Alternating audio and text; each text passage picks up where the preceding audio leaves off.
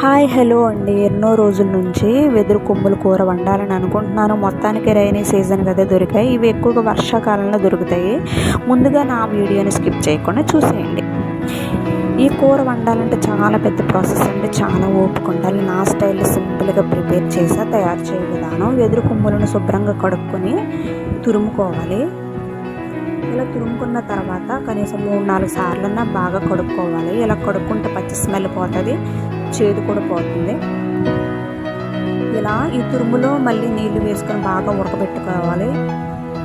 ఇలా ఉడకబెట్టుకున్న తురుముని శుభ్రంగా దానిలో ఉన్న నీరంతా పిండేసుకొని పక్కన పెట్టేసుకోండి. దాంట్లో కాస్త పసుపు, కారం, ఉప్పు ఇవన్నీ కలుపుకోవాలి బాగా. ఇలా కలుపుకున్న దాన్ని పక్కన పెట్టేసుకోండి. వేరే బాణలు తీసుకొని సరిపడినంత నూనె పోసుకొని నాకు కావలసిన సింపుల్గా జీలకర్ర, పచ్చిమిర్చి, కరివేపాకు ఇవన్నీ ఆయిల్లో బాగా వేగనివ్వాలి. వేగిన తర్వాత మనం కలిపి పెట్టుకున్న తురుగుని దీనిలో బాగా ఆయిల్లో కాస్త మగ్గనివ్వాలి.